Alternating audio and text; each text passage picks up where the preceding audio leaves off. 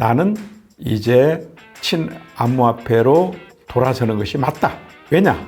미국은 자유를 추구하는 국가고 민주주의를 추구하는 국가이기 때문에 비트코인하고 상반되지 않는다.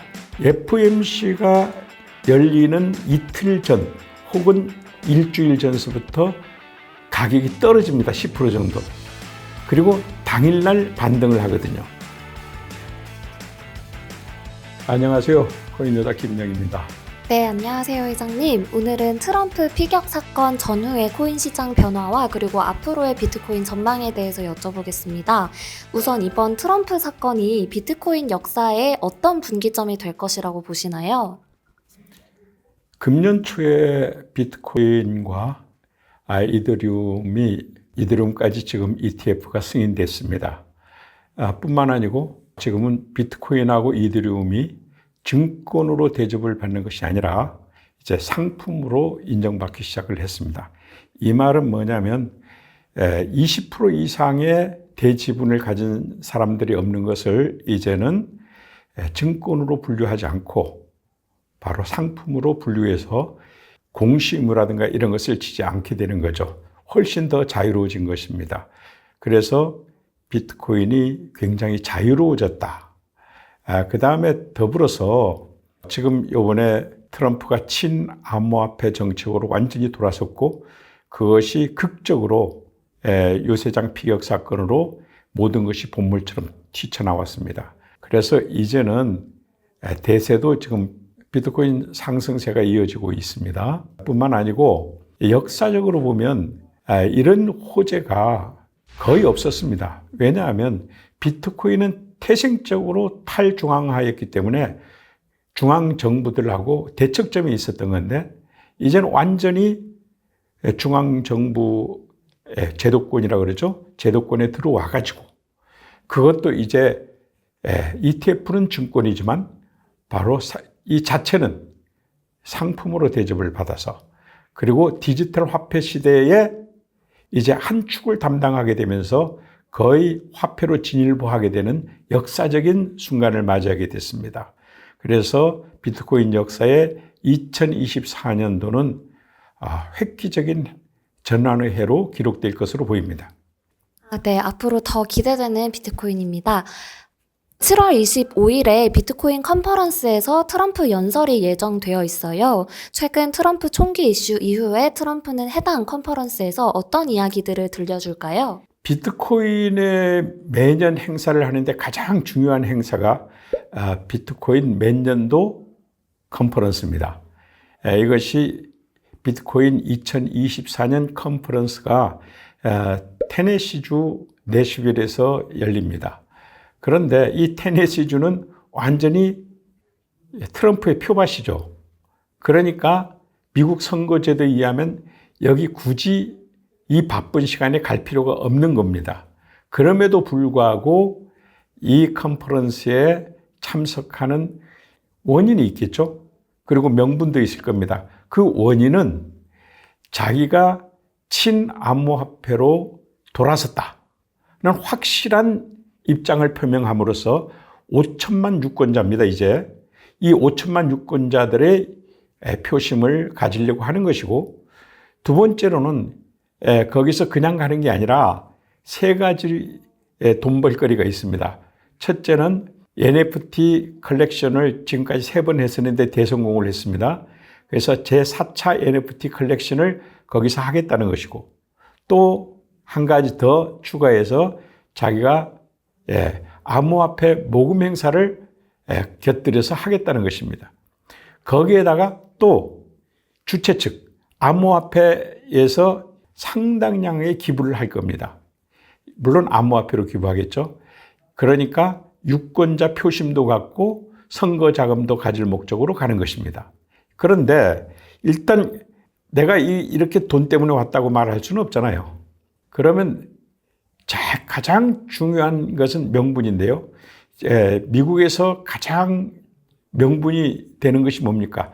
자유, 민주, 합쳐서 자유민주주의죠. 그래서 이 자유에 대한 테마와 그 다음에 암호화폐가 가지고 있는 자유성, 자율성이라 그러죠. 여기에 매칭을 해서 나는 이제 친암호화폐로 돌아서는 것이 맞다. 왜냐? 미국은 자유를 추구하는 국가고 민주주의를 추구하는 국가이기 때문에 비트코인하고 상반되지 않는다. 그것을 또 보여주고 그 다음에 또 공식적으로 말할 게 있을 겁니다. 뭐냐면 나는 암호화폐를 다시 중국이 선도하는 것을 못 본다. 미국이 앞으로 암호화폐를 척결하는 것이 아니라 아예 선도해서 완전히 디지털 화폐의 한 축으로 만들겠다 하는 얘기를 하러 가는 것입니다. 7월 25일 비트코인 컨퍼런스 말고도 8월 1일은 FOMC 금리 결정일입니다. 이번 금리 인하 정도는 어느 정도로 예상하시나요? 미국 연방준비위원회를 FED라고 합니다. 약자죠. 그렇다면 FOMC는 그 FED의 산하기관인데요. F는 페더럴, 연방을 얘기하고요. O는 오픈마켓, OM이죠. 커미티 해서 여기에서는 시장 금리를 갖다가 결정하는 위원회라고 보시면 되겠습니다.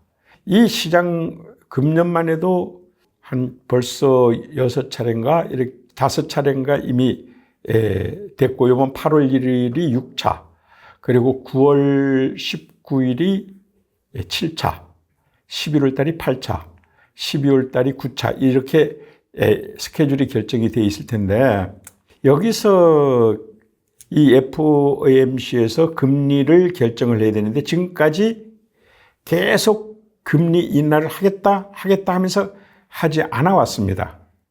그런데 이번에 파월 의장이 상원위원회 가서 연설을 하면서 이제 인플레하고 상관없이 옛날에는 인플레가 2% 안에 들어와야만 금리 인하를 하겠다 그랬는데 그걸 말을 뒤집고 이제 금리 인하를 하겠다는 말을 강하게 시사해서 이번 8월 1일 한국 시간입니다.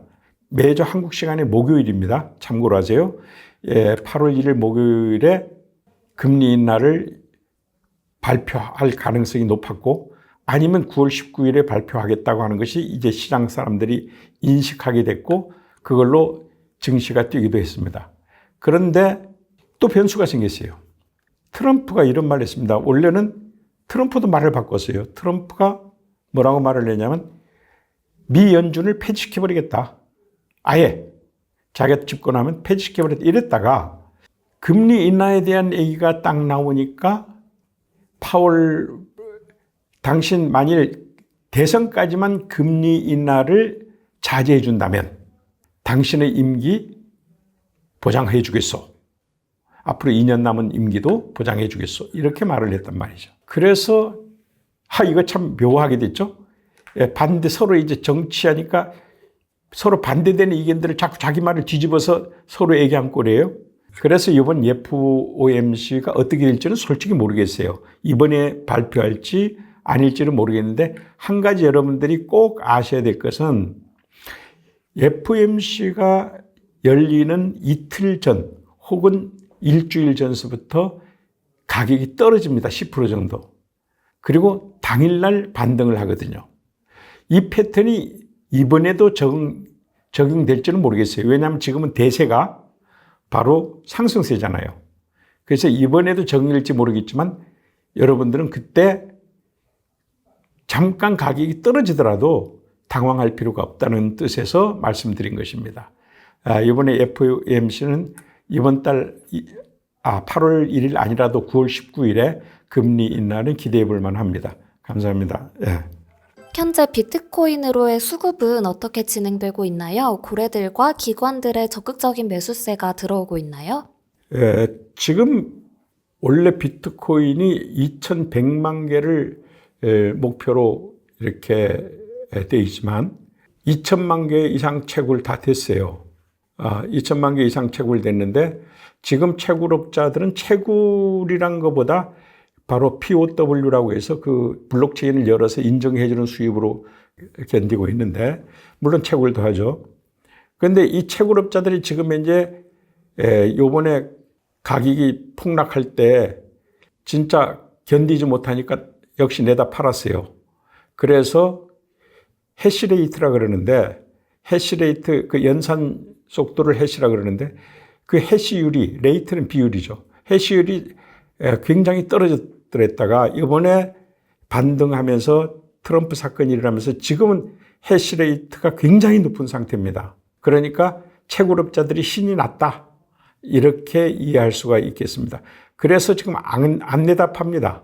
그래서 채굴업자들이 지금 몇 개를 갖고 있느냐 하면 71만 개의 비트코인을 갖고 있어요. 그러면 다른 비트코인들은 어디 있느냐? ETF도 88만 개를 갖고 있습니다. 그리고 300만 개를 중앙거래소들이 갖고 있습니다. 왜 중앙거래소들이 이렇게 갖고 있느냐 하면은 원래 탈중앙화를 내걸었지만 블록체인 확장성 문제, 그 검증을 바로바로 못 해주니까 바로 자기네들이 사놨다가 자기네들이 갖고 있는 거 가지고 파는 겁니다. 그래서 많이 보유하기 시작을 했는데 그게 지금 이제 중앙화된 거래소들이 갖고 있는 게 300만 개가 됩니다. 엄청난 물량들을 갖고 있는 거죠. 뿐만 아니고 여기에서 미국 정부가 21만 개를 갖고 있고요. 또 그 다음에 마운트 곡스 아시죠? 마운트 곡스 신탁사가 지금 요번에 14만 개를 방출했지만 아직도 14만 개를 갖고 있습니다.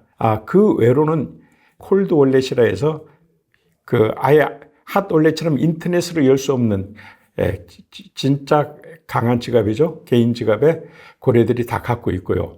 또 나머지 한 300만 개는 지금 유통되고 있죠. 왜냐하면 그것은 다 일반 고래들이, 아니 일반 대중들, 개미라 그럽니다.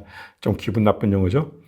일반 대중들이 갖고 거래하고 있는 것으로 보입니다. 그런데 이번에 사건 때문에 기관 투자들이 ETF로 그 사건 전에도 들어오기 시작해서 반등했던 거 아닙니까? 그때는 일반 개미들은 팔았다고요. 그런데 지금은 기관도 들어오고 또 개미들도 들어오고 상당히 지금 이제 대세가 거의 60대 40? 그 정도로 지금 이제 매수 세력이 강하다, 이렇게 보시면 되겠습니다. 오늘 인문학 강좌를 마치도록 하겠습니다. 여러분 감사합니다.